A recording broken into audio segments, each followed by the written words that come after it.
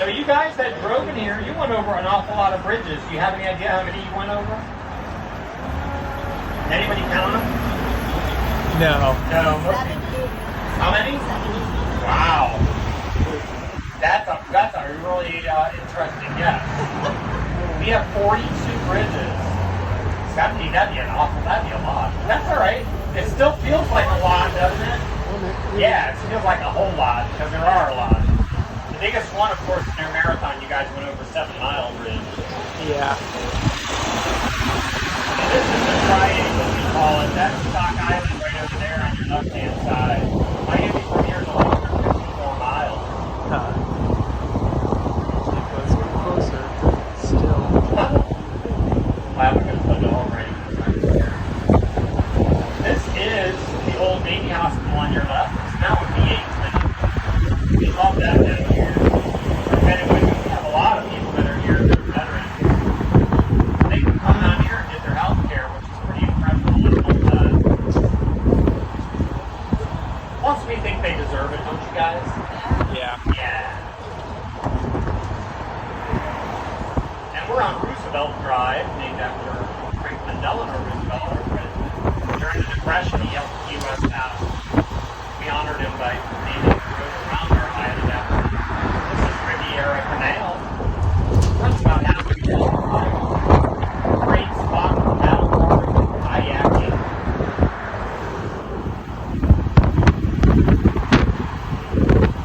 Now we're headed over to the other side of the island. We just came from the Gulf side. We're going to head over to a body of water that connects the Gulf to the Atlantic Ocean. Everything underneath is dry right now. The Atlantic is out there, Stock Island. All the coasts here are all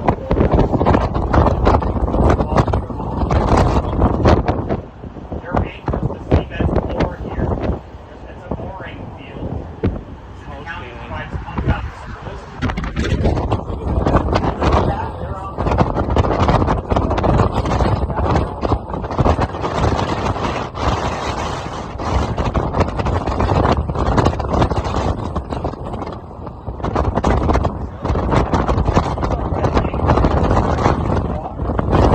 Yeah.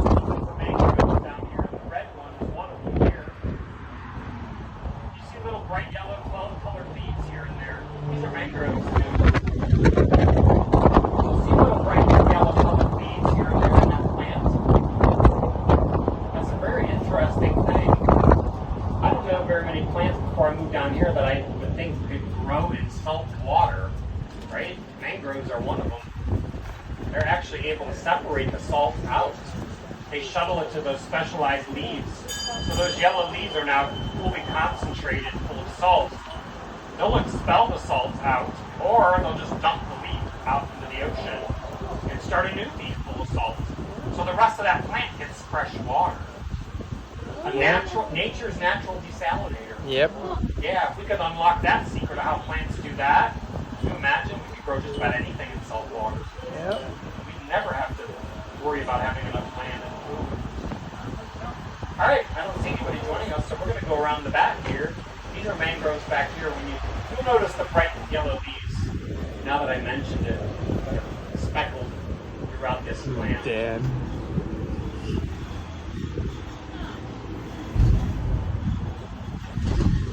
I also usually see iguanas back here. Keep your eye out for iguanas. Running on the ground. Oh yeah, right in the driveway. It's probably on the drive because it feels so good, the warmth. They love the heat. Yeah. The hotter the better for them.